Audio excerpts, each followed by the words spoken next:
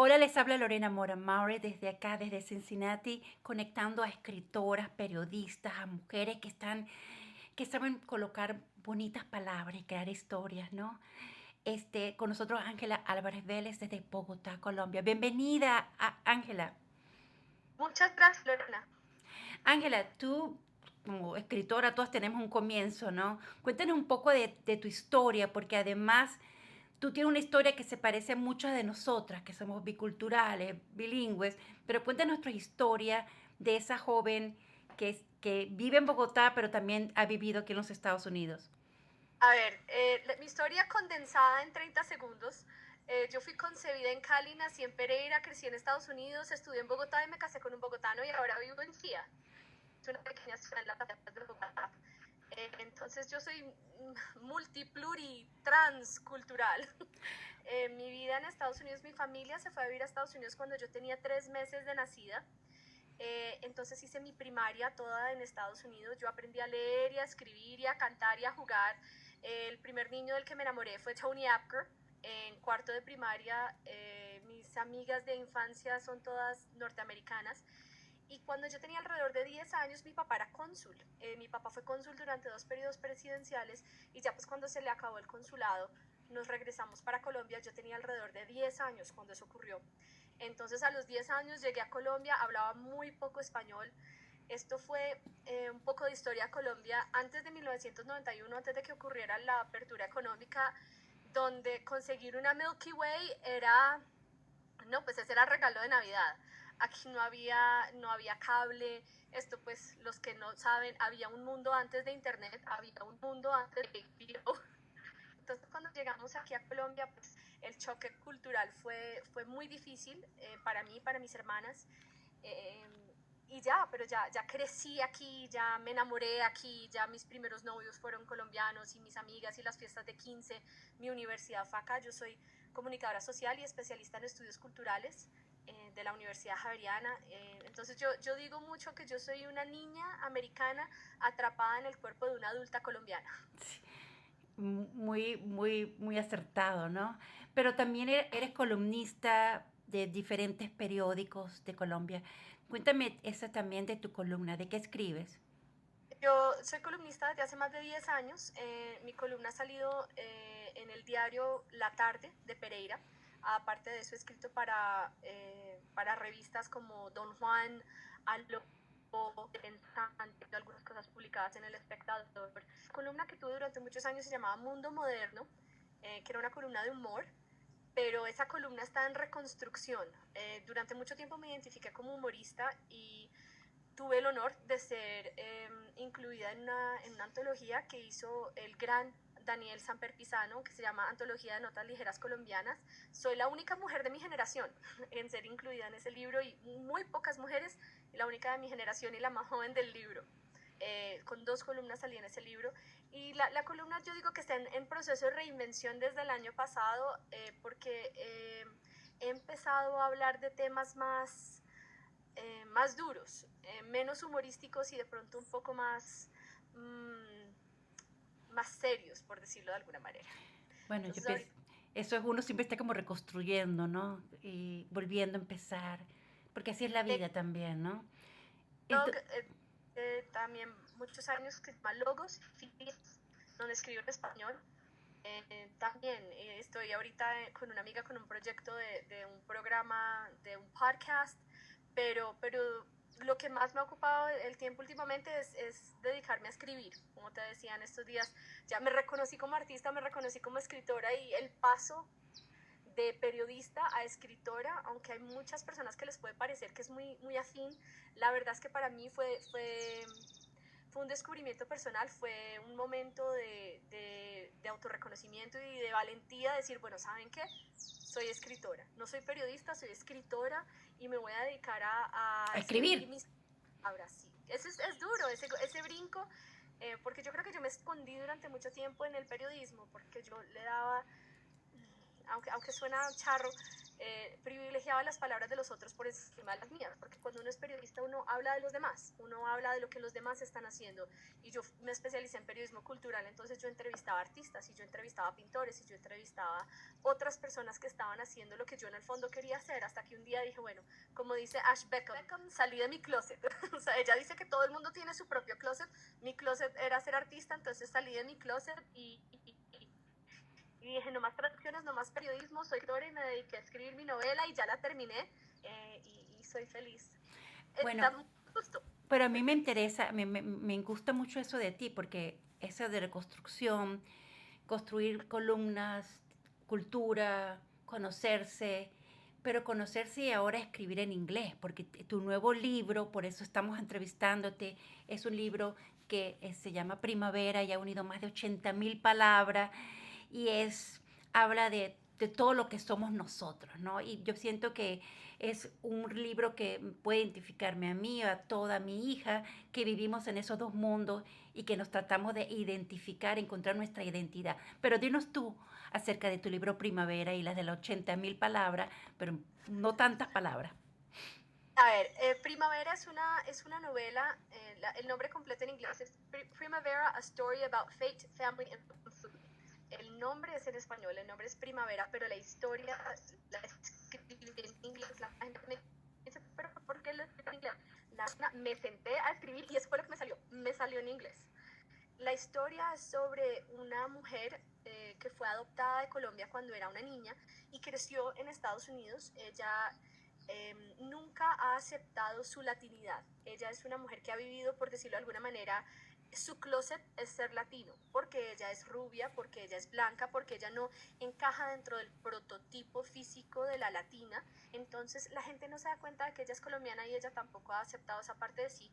Ella vive en Nueva York, ella está comprometida, ella tiene su vida armada, ella tiene el trabajo de sus sueños aparentemente, y llega un momento de crisis en su vida en donde se le desbarata el mundo y ella empieza a darse cuenta de que ella ha huido toda su vida de esta parte de sí, que es ser latina, que es ser adoptada, que es como esta dualidad, y decide venir a Colombia a buscar a su familia raizal, y a reconectarse con esa parte de sí, a reconectarse con su ancestraje. Ella fue adoptada por una familia americana, que pues no, ella no tiene mucho contacto. Hay una frase en el libro en donde ella dice que ella ni siquiera va a Taco Bell, que ella no tiene nada que ver con lo latino, no habla español, no lee en español, no está para nada imbuida en esa cultura, pero ella se da cuenta que ella tiene que reconocer esa parte de sí y viaja a Colombia, pues y ocurre esta colisión de sus dos mundos en donde ella experimenta cosas que yo creo que son muy familiares para todos los que somos biculturales, en donde ella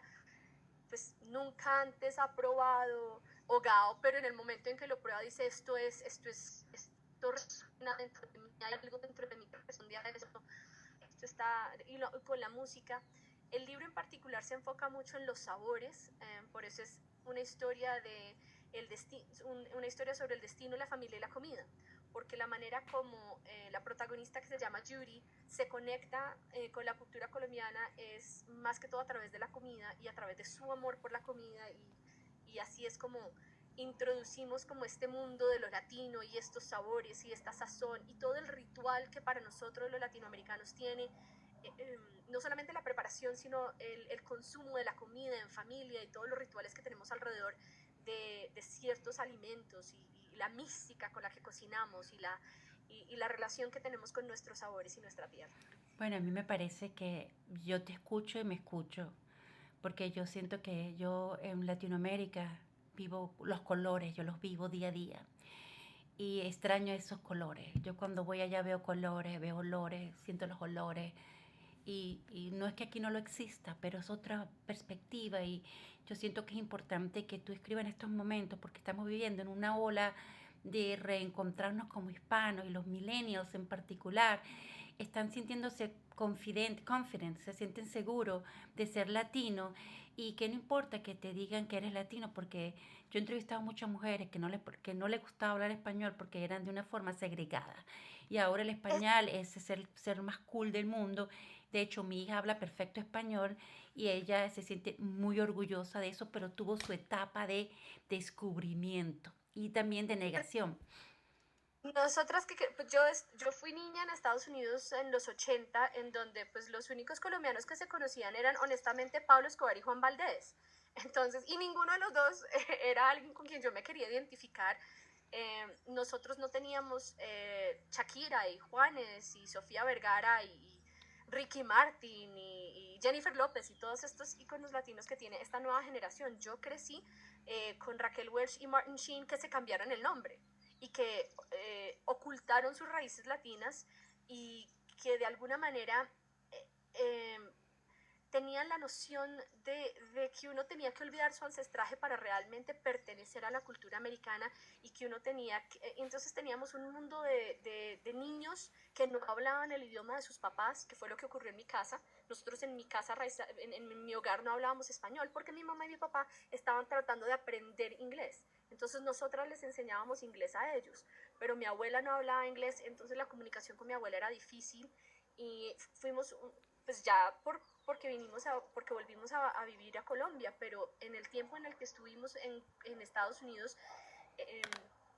pues ser colombiano no era la gran cosa, no era algo de lo cual nos sintiéramos orgullosos. Y de la misma manera, entonces yo así decía, pues es que yo soy diferente porque soy colombiana, pero entonces cuando llegamos a Colombia ocurrió lo opuesto. Entonces yo era gringa. Y era la rara y la diferente porque las niñas aquí oían las flans y yo oía Madonna y las niñas aquí oían Menudo y yo oía Michael Jackson, entonces, y yo aquí quería comer Fruit Loops y yo aquí tenía, entonces aquí tampoco encajé. Y yo decía, pero entonces, ¿dónnde encajo? ¿Y a dónde pertenezco? Y yo creo que eso también es algo importante, por lo cual pasan no solamente los hijos adoptados, y los hijos de inmigrantes, sino que yo creo que esta generación ahorita que tú mencionabas, lo de los millennials, me parece que esta es la generación que va a abrir el concepto de la identidad, porque cuando nosotras estábamos niñas y las generaciones anteriores a nosotras creían que la identidad, que el ser, era un núcleo, ¿no? Era un almendrón, era una cosa que tú tenías y era inamovible y era inmutable y eso era lo que tú eras en el fondo y era blanco o negro, pues cierto, era una cosa absolutamente día o noche, no había posibilidad para una escala de grises. Y hoy en día yo creo que los millennials son los que van a abrir ese concepto en donde uno puede ser las dos cosas, en donde uno puede ser bicultural, bilingüe, muchas cosas, y no solamente bi, tri, pluri, multi, trans. Yo creo que esta es la generación en donde va a abrir el espectro y va a entender la fluidez del ser, entonces de una perspectiva en donde uno puede hacer muchas cosas al mismo tiempo, y uno Bueno, puede ir, yo siento pues, que el poder de los números nos ha dado, a mí me ha quitado el miedo. Yo por eso uso social media porque me parece que los hispanos ahora no tenemos miedo ni tenemos que estar escondidos, ni hablar en inglés, ni ser el perfecto, solamente tenemos que ser nosotros. Y eso nos toca mucho tiempo y ahora no me molesta porque, como digo, ya no tengo miedo de hablar.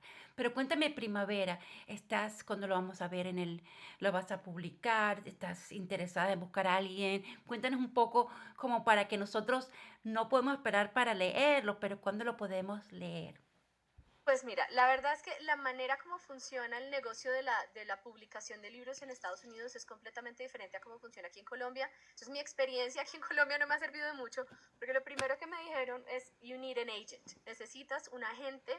Entonces estoy en esas, estoy buscando agente, entonces uno busca en internet y uno escribe su mensaje, hola, mira, me llamo Ángela, acabo de escribir una novela, estoy buscando, porque son los agentes los que luego llevan los manuscritos a las casas de publicación, a las casas editoriales, porque ellos no reciben los manuscritos directamente, sino que uno necesita un agente, uno en Estados Unidos necesita un agente para todo, uno necesita agente de bienes raíces, uno necesita agente literario, uno necesita agente para todo. Entonces estoy en la búsqueda, estoy tratando de encontrar un agente literario. Bueno, estamos entrevistando a Ángela para conocerla porque además su historia es la que muchos de nosotros, pero necesita ser leída, contada, publicada. Y las personas que nos están viendo, si conocen a una gente, por favor, vamos a colocar la dirección de ella donde se pueden contactar, porque siento que ese libro tiene que ser publicado, tiene que ser leído, y no solamente por nosotros, sino por nuestros hijos, que estarán pasando lo mismo que tú pasaste.